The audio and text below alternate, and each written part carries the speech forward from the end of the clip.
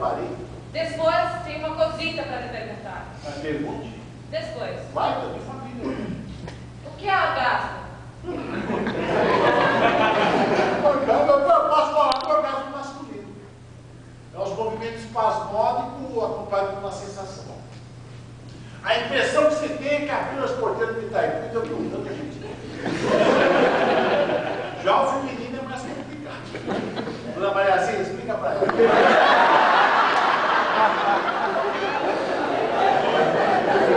Vai explicar uma barbaridade.